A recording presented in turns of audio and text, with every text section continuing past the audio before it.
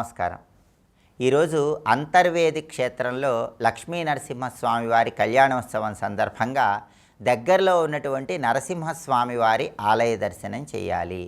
అలా వీలు కాని పక్షంలో మీ గృహంలో అయినా సరే లక్ష్మీ నరసింహస్వామి వారి చిత్రపటం దగ్గర ప్రమిదలో నువ్వుల నూనె పోసి 9 ఒత్తులు విడిగా వేసి దీపాన్ని వెలిగించాలి. లక్ష్మీ నరసింహస్వామి వారిని ఎర్రటి పుష్పాలతో పూజించాలి. ఎర్ర మందార పూలతో, ఎర్ర గులాబీ పూలతో పూజిస్తూ ఓం నమో నారసింహాయ అనే మంత్రాన్ని పఠించాలి.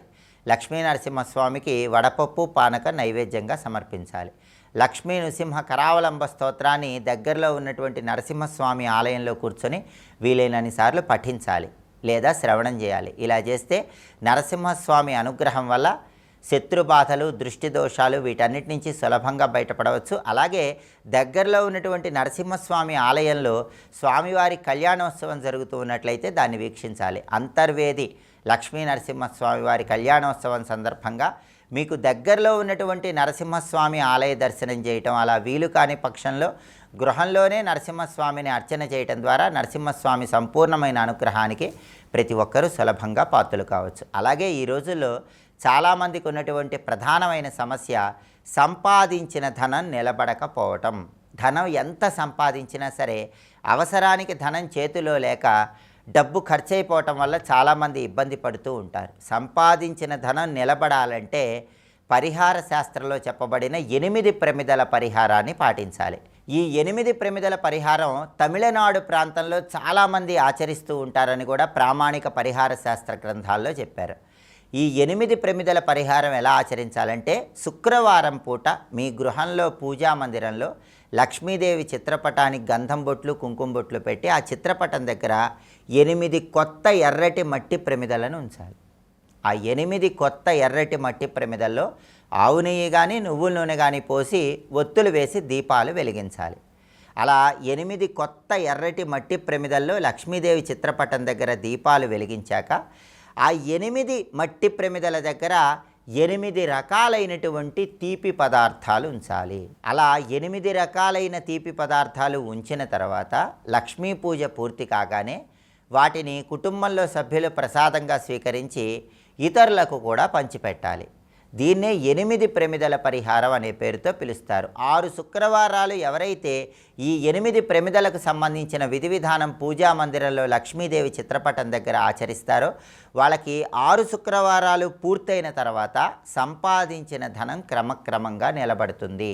వృధా ఖర్చులు అనేవి తగ్గిపోతాయి. అవసరానికి ధనం చేతికి అందుతుంది. అలాగే సంపాదించిన ధనం నిలబడాలంటే ఈ 8 ప్రమిదల పరిహారం పాటించడం వీలు కాని వాళ్ళకి ఇంకొక ప్రత్యామ్నాయ పరిహారం కూడా ఉంది. అదేంటంటే శుక్రవారం పూట లక్ష్మీదేవిని పూజించిన తర్వాత లక్ష్మీదేవికి క్షీరాన్న నైవేద్యంగా సమర్పించి ఆ తర్వాత 9 సంవత్సరాల లోపు బాలికలు 5గురిని గృహానికి పిలిచి ఆ 5గురు బాలికలకు కూడా కాళ్లకు పసుపు రాసి వాళ్ళని అమ్మవారి స్వరూపంగా భావించి వాళ్ళకి ఆ క్షీరాన్నం ఇవ్వాలి.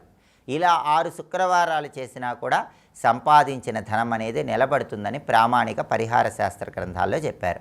అలాగే శుక్రవారం లక్ష్మీ పూజ చేసేటప్పుడు గోధుమ పిండిలో కొద్దిగా నీళ్లు కలిపి ఆ గోధుమ పిండితో చిన్న చిన్న ఉండలు తయారు చేసి ఆ గోధుమ పిండి ఉండలు లక్ష్మీదేవి పూజలో నైవేద్యంగా సమర్పించి ఆ తర్వాత పూజ పూర్తి కాగానే జలచరాలకు ఆహారంగా వేయాలి. ఇలా శుక్రవారం పూట చేస్తే కూడా క్రమంగా ఖర్చులు తగ్గిపోతాయి, సంపాదించిన ధనం నిలబడుతుంది. అలాగే అన్నిటికంటే శక్తివంతమైనటువంటి జమ్మి కొమ్మ పరిహారం కూడా పరిహార శాస్త్రంలో చెప్పి ఈ జమ్మి కొమ్మ పరిహారం ఏంటంటే మనకి దేవతా వృక్షాల్లో జమ్మి చెట్టుకు చాలా శక్తి ఉంటుంది. అన్ని రకాలైన దోషాలు పోగొట్టే శక్తి జమ్మి చెట్టుకు ఉంటుంది. ఎందుకంటే జమ్మి చెట్టు అంటే సాక్షాత్తు అమ్మవారి స్వరూపం. దసరా రోజు కూడా అందుకే జమ్మి చెట్టుకు ప్రదక్షిణలు చేస్తాం. శుక్రవారం రోజు దగ్గరలో ఉన్న జమ్మి చెట్టు దగ్గరకు వెళ్ళి జమ్మి చెట్టు దగ్గర పసుపు కుంకుమ వేసి పుష్పాలు ఉంచి అక్కడ దీపం వెలిగించి ప్రదక్షిణలు చేసి ఆ జమ్మి చెట్టుకి ఉత్తరం వైపు పెరుగుతున్నటువంటి కొమ్మను విరిచి ఆ కొమ్మను ఇంటికి తెచ్చుకొని ధనం దాచుకునే ప్రదేశంలో ఉంచుకోవాలి.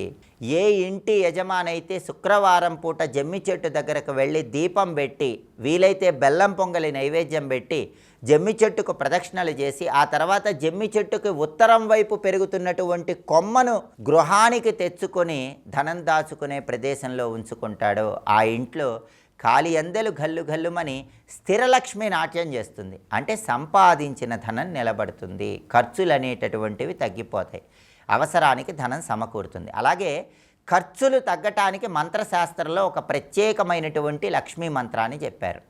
సంపాదించిన ధనం నిలబడటానికి, అవసరానికి ధనం చేతిలో ఉండటానికి మంత్రశాస్త్రంలో చెప్పబడిన ఆ లక్ష్మీ మంత్రం విశేషంగా సహకరిస్తుంది. ప్రతిరోజు కూడా ఇంట్లో దీపారాధన చేశాక ఇంటి యజమాని ఆ మంత్రాన్ని 21 సార్లు పఠించాలి. ఆ శక్తివంతమైన మంత్రం ఏంటో ఇప్పుడు మనం చూద్దాం. ఓం నమో హ్రీం శ్రీం క్లీం శ్రీం క్లీం క్లీం శ్రీ లక్ష్మీ మమ గృహే ధనచింతాం దూరీకరోతి స్వాహ. ఇది మంత్రం. ఈ మంత్రంలో బీజాక్షరాలు ఉన్నాయి కాబట్టి గురుముఖత ఈ మంత్రాన్ని తీసుకోవాలి. అలా వీలు కాని పక్షంలో ఒక రావి ఆకు మీద ఈ మంత్రాన్ని రాసి శివలింగం దగ్గర 24 గంటల సేపు ఉంచి శివుణ్ణి గురువుగా భావించి ఈ మంత్ర జపం ప్రారంభించుకోవచ్చు. ప్రతిరోజు ఈ మంత్రాన్ని 21 సార్లు పఠించాలి. ఇలా 41 రోజులు చేసినట్లయితే క్రమంగా వృధా ఖర్చులు తగ్గిపోతాయి, సంపాదించిన ధనం నిలబడుతుంది, అవసరానికి ధనం చేతిలో ఉంటుంది.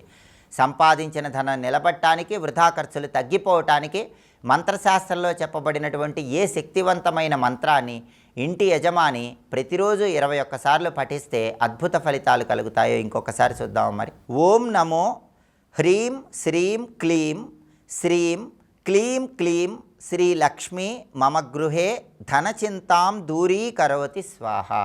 మంత్రజపం చేయండి, సంపాదించిన ధనాన్ని నిలబెట్టుకోండి. స్వస్తి.